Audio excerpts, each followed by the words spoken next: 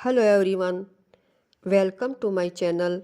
हमारी आज की कहानी है गन्ना जवाहर का 7वां भाग। महाराजा सूरजमल ने अपने साले एवं बल्लभगढ़ के राजकुंवर बलराम की बातों में आकर जवाहर सिंह के होठों तक पहुंचा प्रेम रस का प्याला छीन लिया था। गन्नाबाई को अपनी जीवन संगिनी बनाकर वह जिस परिणय नीड़ के निर्माण की सुखद कल्पना करने लगा था, उसे क्रियान्वित होने से पहले ही तहस नहस कर दिया गया था। बहुत बड़ा धक्का लगा था जवाहर सिंह के हृदय को।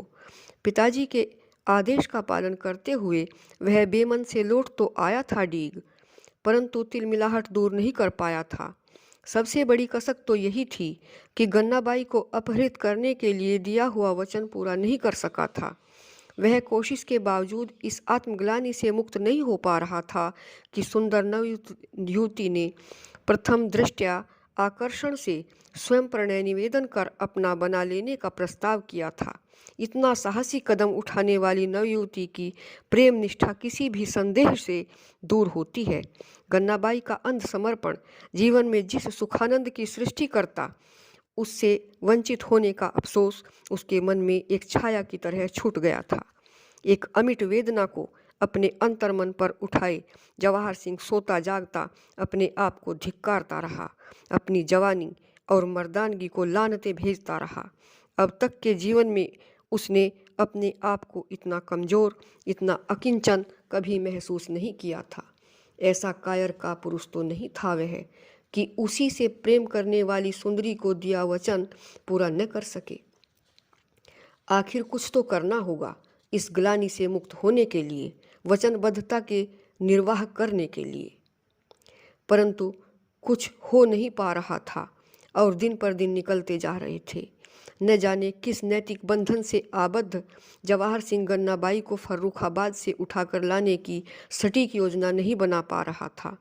शायद इसलिए भी नहीं बना पा रहा था गन्नाबाई के अपहरण की योजना, क्योंकि भरतपुर राजदुर्ग से आने वाली सूचनाएं उसके विरुद्ध षड्यंत्रकारी थी। षड्यंत्र को समझकर उसकी जड़ें काटने की कोशिश में लगा था जवाहर सिंह। अगर अपने प्रिय साले बलराम की कूटनीतिक चालों में आकर पिताजी महाराजा सूरजमल ने उसे राज्य प्राप्ति के अधिकारों से वंचित कर दिया, तो उस दुष्ट ने वैसे ही उन्हें उससे रुष्ट किया हुआ है।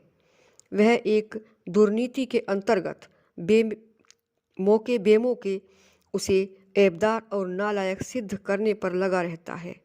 उसके शकुनी सरीखे निरंतर प्रयास से आहिस्ता आहिस्ता रस्सी आवत जाते सिल पर परत निशान चरितार्थ होता जा रहा है। अतएव गन्नाबाई को लाने और अपनी रानी बनाने से पहले जवाहर सिंह को अपनी स्थिति सुदृढ़ करनी होगी। राज दरबार में अपने विरुद्ध चल रही समस्त विरोधी गतिविधियों का कूटनीतिगत विश्लेषण और संभावित आपातकाल से निपटने योग्य शक्ति की समीक्षा करने के उद्देश्य से जवाहर सिंह ने अपने निष्ठावान साथियों सहयोगियों को आमंत्रित कर एक गुप्त बैठक का आयोजन किया। चर्चा के उपरांत बैठक में तय किया गया कि एक संगठित और सशक्त सेना का निर्माण करके डीग दुर्ग को पूर्ण सुरक्षित किया जाए, ताकि आवश्यकता पड़ने पर डीग को स्वतंत्र राज्य घोषित किया जा सके। गन्नाबाई को डीग की रानी बनाने के लिए भरतपुर के विरोध का सामना तो करना ही पड़ेगा। हो सकता है कि अस्तित्व की रक्षा के लिए बगावत का बिगुल तक बजाना पड़ जाए। बैठक की समाप्ति से पहले जवाहर सिंह ने सभी साथियों सहयोगियों को संबोधित कर चेतावनी के स्वर में कहा, इस बैठक की भनक तक नीच तुलाराम के कानों में नहीं जानी चाहिए, वरना वह अपने स्वामी और हमारे पिताजी के साले बलराम को बता देगा। आप जानते ही हैं कि मामा बलराम अपने आदरणीय जीजाजी महाराज सूरजमल के ऐसे कान भरेगा कि सब गुड़ गोबर हो जाएगा।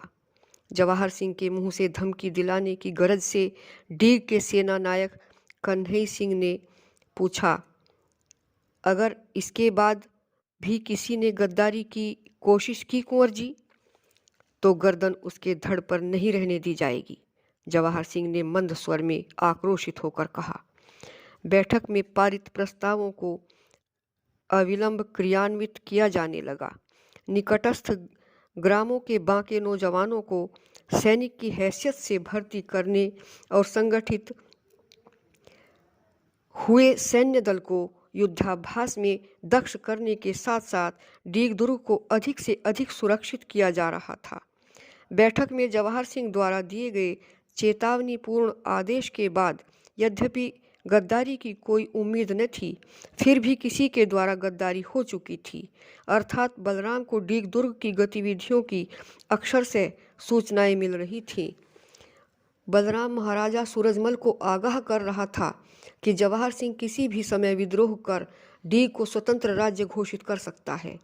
महाराजा सूरजमल उसकी बात सुन तो रहे थे, परंतु उनका अंतर्विश्वास था कि जवाहर सिंह आचरण भ्रष्ट चाहे कितना भी हो, गलत कार्य चाहे जितने भी करे, लेकिन विद्रोह कभी नहीं कर सकता है। उनकी ऐसी सकारात्मक मानसिकता तैयार करने के पीछे महारानी किशोरी देवी की महत्वपूर्ण भूमिका थी। संतान ही न होने के कारण किशोरी देवी ने जवाहर सिंह को गोद ले रखा था, इसलिए वह चाहती थी कि वही भरतपुर का भावी राजा बने। साथियों, इस कहानी का अगला और 8वां भाग आप अगले वीडियो में सुनेंगे। अगर आपको यह कहानी अच्छी लगी हो तो इसे लाइक करें, शेयर करें और सब्सक्राइब अवश्य करें। धन्यवाद।